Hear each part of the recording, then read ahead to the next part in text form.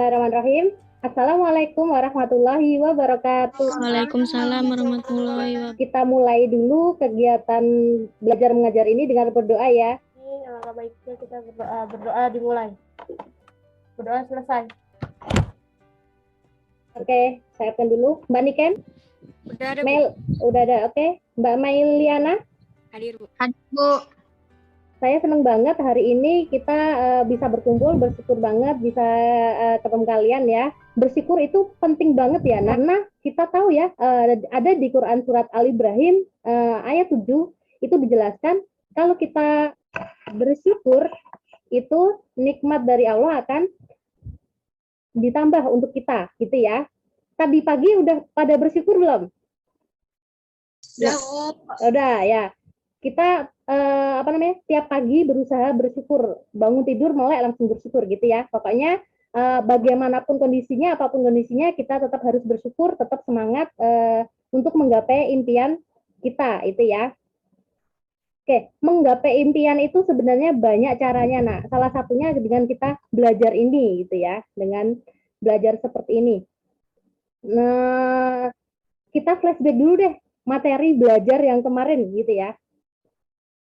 Masih ingat nggak anak materi pembelajaran yang kemarin? Kemarin itu sistem pembiayaan bagi hasil, Bu. Di materi yang kemarin kita itu membahas mengenai apa tadi? Bagi hasil. Yes, baik. Pembiayaan bank syariah dengan sistem bagi hasil ya. Nah, untuk sekarang, karena kita udah tahu materi kita kemarin itu adalah pembiayaan bank syariah dengan sistem bagi hasil, itu ya. Itu kan penting dipelajari ya, karena itu salah satu akad yang ada di bank syariah. Nah, selanjutnya ada lagi tuh akad pembiayaan bank syariah selain menggunakan sistem bagi hasil, yaitu tentang pembiayaan bank syariah dengan sistem jual beli. Jadi materi sekarang yang kita pelajari itu adalah pembiayaan bank syariah dengan sistem jual beli ini. Jadi ada dua kompetensi dasarnya yang akan kita pelajari ya. Yang satu itu menerapkan pembiayaan bank syariah dengan sistem jual beli adalah melakukan pembiayaan bank syariah dengan pada bank syariah dengan sistem jual beli.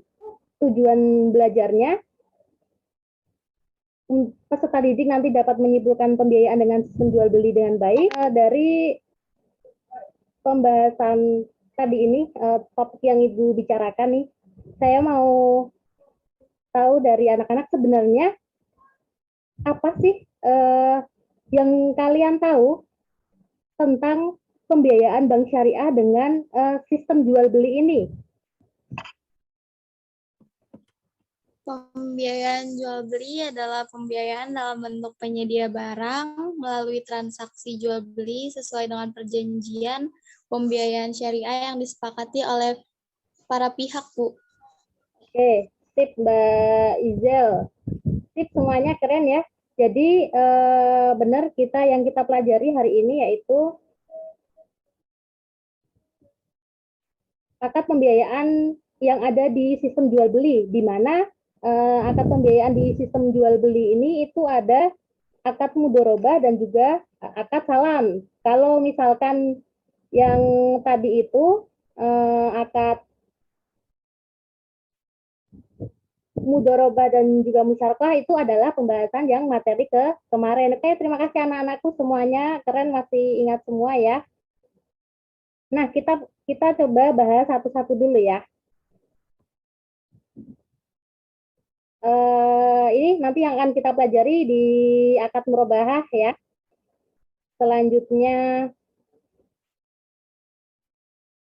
akad murabahah ini kalau kita lihat definisinya itu akad jual beli, di mana jual belinya itu secara langsung gitu ya. Nanti kita dikasih tahu tuh berapa sih harganya, berapa sih margin yang akan diambil, terus harga jualnya berapa. Itu nanti udah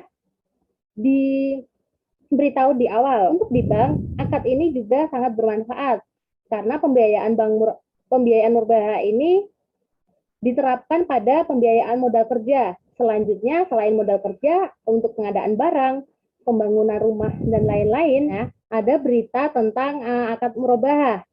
Akad murabahah ini di Indonesia ya itu mendominasi atau dia itu porsinya banyak sekali, 50% sendiri dari total pembiayaan yang disalurkan bank syariah. Padahal kita tahu ya nak ya, di bank syariah itu banyak sekali akad-akad yang selain akad murabahah. Lah, kok kenapa di bank syariah itu 15% ya dari 50% dari total pembiayaan yang disalurkan bank syariah. Kita di berita dijelaskan bahwa per Juni 2019 itu tercatat sebesar 151 triliun, sedangkan total pembiayaannya 320 triliun. Ini dilihat ya, hampir 50%-nya tersendiri gitu ya. Wah, komposisi ini ya tidak seimbang ya. Jadi akad murabahah ini memiliki komposisi terbesar sekitar 62% dari portofolio pembiayaan yang diikuti oleh bank dari akad-akad musyarakah murabahah court ya. Ini berita yang sampai sekarang beritanya ini masih nih, banyakkan bank syariah masih menggunakan ini. Nah, ini yang harus dipecahkan kalian nih. Dari berita itu, mengapa sih akad murabahah itu mendominasi daripada akad lainnya di bank syariah? Sudah ini kasusnya Ibu saya kirim di forum, nanti silakan didiskusikan di GCR, di grup WA juga bisa ya. Selanjutnya Ibu kasih waktu buat kalian mendiskusikan ini dengan kelompoknya yang udah dibuat kemarin ya. Nih hasil diskusinya udah ada tadi, dari pembahasan tadi udah ada gambaran kan tentang kasusnya itu.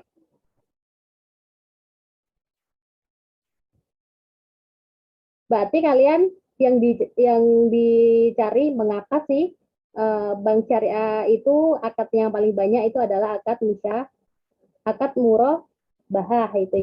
Tuh, kayak itu lebih ada barangnya, terus dia bisa dijual dengan mudah karena ada suppliernya juga. Terus juga faktanya juga 50% lebih dominasi akad murabahah sih. Jadi ya karena kemungkinan kecil yang populer murabahah. Oke. Sip, udah ada gambaran ya nih Mbak Ijal sama Mbak Fitri? Sudah, Bu. Oh, sip. Nanti jangan lupa dikirim ke GCR juga, sama nanti habis ini kita presentasikan ya. Ya, baik, Bu. Oke, silakan dilanjutkan diskusi. Apa? Kayaknya lanjutkan dulu ya. Saya mau ini ke grup lain dulu nih. Grup ini udah apa namanya?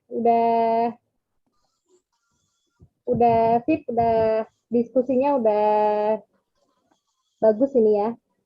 Sebenarnya akad-akad itu bisa diaplikasikan dengan semaksimal mungkin di bank syariah. Oh gitu ya. Karena akad tersebut memiliki karakteristik yang berbeda-beda. Oke. Ya. Keren, udah. Ya, pembiayaan mudharabah sangat diamati baik dari sudut pandang nasabah maupun pihak bank, disebabkan oleh beberapa faktor. Oh ya. Jadi yang populer itu murabahah, Bu. Oh gitu. Ya. Karena kemungkinannya kecil, jadi dia lebih populer. Ini waktunya untuk mempresentasikan hasil diskusi dari masing-masing kelompok tadi ya.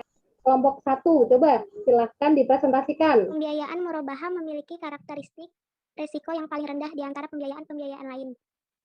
Secara fikih, memang tidak ada peraturan portofolio produk pada lembaga keuangan syariah, kemudian secara kelembagaan pilihan atas penyaluran murabahah dibandingkan pembiayaan jenis lain adalah pilihan paling menarik, menguntungkan dan mengandung resiko paling kecil, sehingga pada dasarnya bank diperbolehkan mengutamakan murabahah dalam produk pembiayaannya.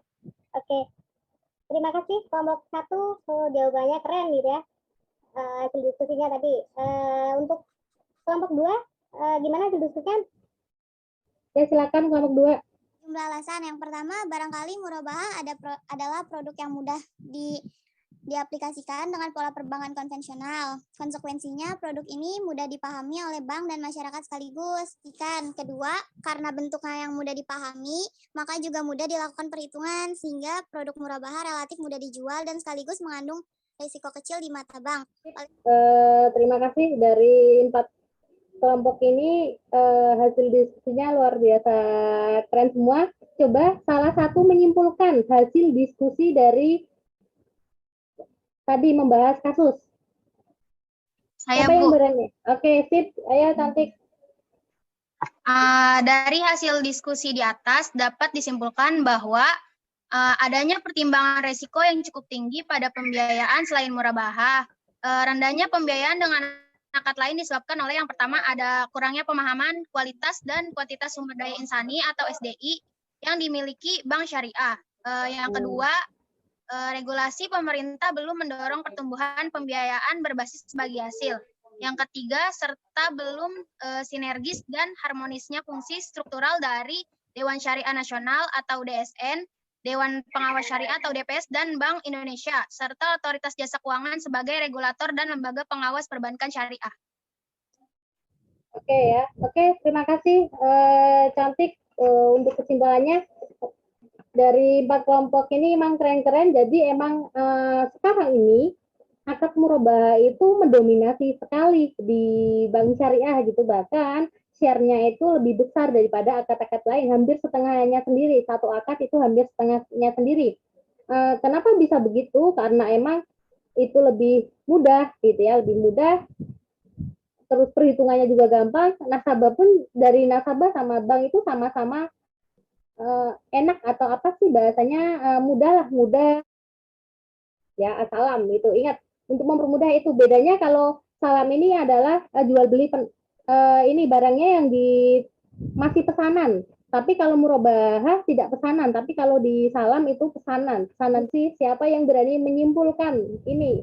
Iya, Bu. Murabaha merupakan salah satu jenis kontrak yang paling umum diterapkan dalam aktivitas perbankan syariah. Murabaha diterapkan melalui mekanisme jual beli barang dengan penambahan margin sebagai untungnya. Sekarang Ibu mau mengevaluasi kelompok 1 tadi keren, di mana udah mencoba mencari walaupun tadi masih agak-agak bingung gitu. Hanya aja paling di hasil diskusinya itu perlu ditambahkan manfaat dalam penerapannya. Selanjutnya kelompok 2 ini persiapannya udah mateng, luar biasa keren ya. Terus diberikan secara rinci alasannya. 4 kelompok ini keren, walaupun masih ada beberapa kekurangannya, tapi tetap luar biasa keren kalian ya. Di GCR udah Ibu kirim tugasnya, atau nanti kalian bisa download dari link ini ya. Download dari link ini, nanti Ibu kasih ya, Ibu kasih linknya. Pertemuan berikutnya kita akan membahas mengenai sistem bagi hasil dan juga bonus pada produk penghimpunan dana bank syariah. Gitu. Terima kasih sekali untuk pembelajaran hari ini. Kelas 11 AKL ini emang luar biasa keren ya. Kita karena waktunya udah habis, kalian harus ganti pelajaran lagi ya. Habis ini ada pelajaran lagi ya. Oke, berarti kita tutup dulu ya. Ketua kelas, silakan Mbak Naswa, pimpin Mbak Naswa.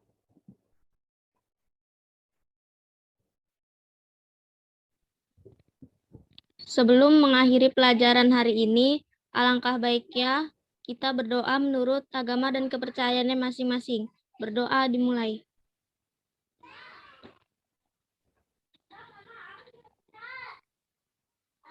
Berdoa selesai.